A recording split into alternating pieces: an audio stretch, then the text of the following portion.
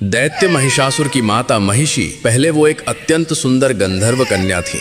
बाद में वो एक भैंसिनी बनी। पहले उनकी सुंदरता इतनी अद्भुत थी कि अप्सराएं भी उनके सामने फीकी लगती थीं। एक दिन महिषी अपनी सहेलियों के साथ एक सुंदर तालाब में मस्ती कर रही थीं। सभी एक दूसरे के ऊपर पानी उठाकर हंसी ठठोली वे सब मग्न थीं। तभी महिषी की दृष्टि पास ही बैठे एक ऋषि पर पड़ी जो ध्यान मग्न होकर तपस्या कर रहे थे। महिषी के मन में शरारत सूझी। वो धीरे से ऋषि के पास जाकर जानबूझकर कीचड़ भरा पानी ऋषि के ऊपर उछालने लगी, जिससे ऋषि का ध्यान भंग हो गया। ऋषि ने जब नेत्र खोले तो उस गंधर्व कन्या की हरकत देखकर क्रोधित हो उठे।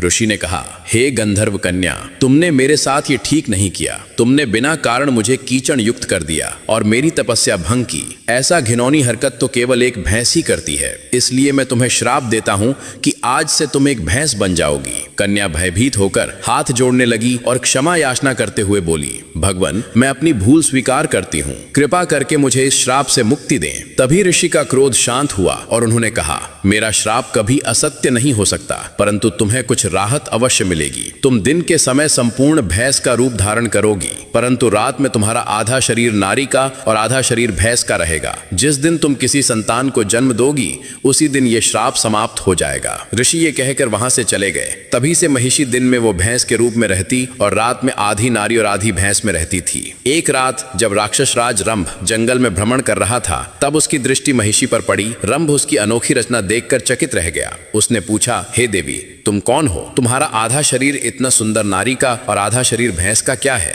महिषी ने अपनी पूरी सच्चाई राजा रंभ को सुनाई।